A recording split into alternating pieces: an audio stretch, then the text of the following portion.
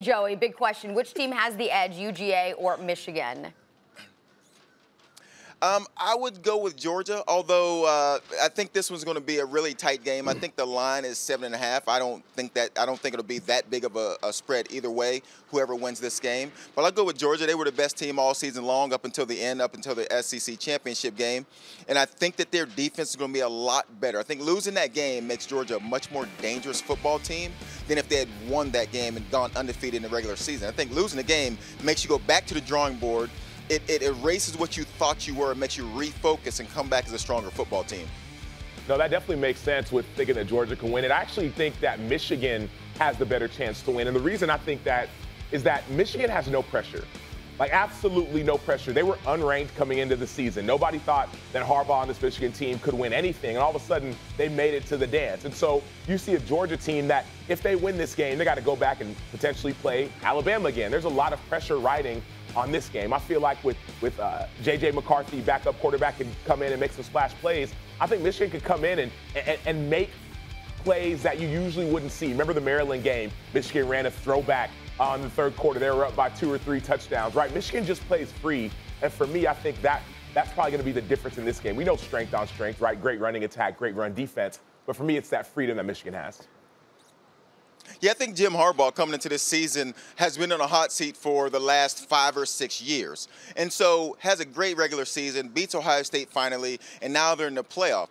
I bet if you ask him about pressure and who wants to win this game more, I would imagine that they're right there with Georgia. I don't know that they're in this situation in the playoff.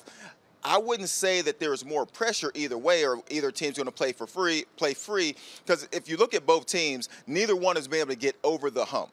Georgia's not been able to get over the Alabama hump, and so they're both still in the same position. They haven't been able to pull it off in this playoff, haven't been able to win a national championship in this playoff, so I think the pressure is about the same. But what makes you think that it'll be Georgia pulling it out over Michigan, even though both programs still kind of trying to get over the hump? Now, I said that. I don't feel good about that. I really, in this game, I think because these two teams are two teams that are very similar. Very physical defense, very aggressive, great up front. They both want to run the ball on the offensive side. You know, Cade McNamara and Stetson Bennett, quarterbacks that rely on their offenses to be able to run the football first and then go play action pass. So in this game, like I said, I think the spread is 7.5 in favor of Georgia. I don't think it'll be that wide. I think this game will come down to a field goal either way because these teams are so similar. If Georgia's able to pull it off, this is I think what a lot of people are interested in. If Georgia's able to pull it off and Alabama beats Cincinnati, and now you got Georgia-Alabama rematch, knowing the history that Georgia has, losing the last 3 times they played Alabama, what do you think happens in that game? It's hard to pick against Alabama. When I first got into doing college football, when I got done with my NFL career, I got into college football, I came in thinking all things were equal across the board. I picked against Alabama a couple times. That didn't work out for me. I realized that in these moments, in the moments when they have to win, when they need to step up, and we seen an SEC championship game, if you looked at the Auburn-Alabama game, there was no one on the planet that thought that Alabama could do what they did to Georgia, but they did it. I'm going to go with Nick Saban and Alabama until I get proven wrong.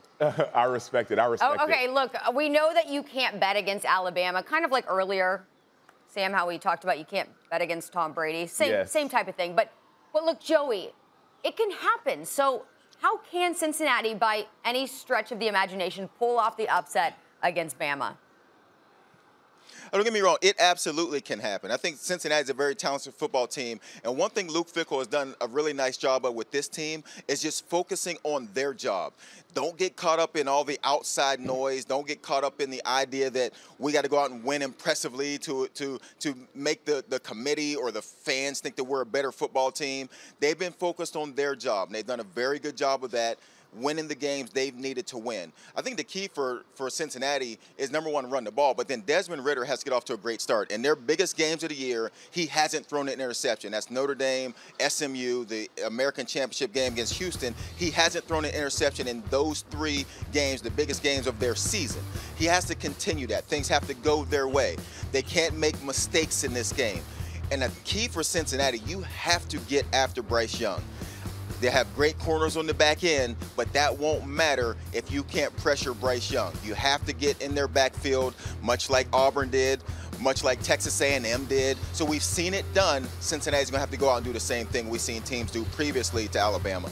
And Joey, we've been in studio a bunch of times watching Alabama play, watching these games. So we saw when Bryce Young got sacked 7 times in the Iron Bowl. We saw that offensive line be really porous. And also, but to your point, yes, there are some dogs on the back end of Cincinnati's defense, Kobe Bryant being one of them, Sauce Gardner. There are also some dogs up front, guys like Myjai Sanders and Darian Beavers. I know you said it could be done. I also know you said you don't bet against Nick Saban. Do you think it will be? Do you think it will be done? The big question. I wouldn't pick Cincinnati. I wouldn't pick Cincinnati to win this game, but I do think it's going to be a much better football game than a lot of people think. I think it's a 13.5-point spread. That's not a huge spread. So I think Vegas is actually giving Cincinnati a lot of respect with that spread. You're talking 7 points here and there late in the game, how things can change. So I believe that this Cincinnati team is going to come and hit this field thinking that they're going to win this game, thinking that they're going to beat Alabama. Now, if this has been anybody else outside of Nick Saban in Alabama, I would feel a lot more comfortable in Cincinnati's chances to win. I won't be surprised if they win. I just wouldn't pick them. Okay, let's circle back to that Georgia-Michigan game because there's a lot of talk surrounding Stetson Bennett. Joey, what do you think about Georgia making the decision to start Stetson, being the fact that he struggled against Alabama previously? I don't even think that's a decision. We keep having this conversation about JT Daniels and Stetson Bennett. I don't know why that's a conversation. Stetson Bennett has played very well this season. Now, because we've talked so much about their defense, because we've talked so much about their run game, we've almost developed this narrative as if Stetson Bennett hasn't played good football. He's thrown 24 touchdowns and 7 interceptions, and 2 of those interceptions were in the Alabama game. The first time we've seen this season when Georgia has been put in a position where they are playing from behind. Thanks for watching ESPN on YouTube. For live streaming, sports, and premium content, subscribe to ESPN+.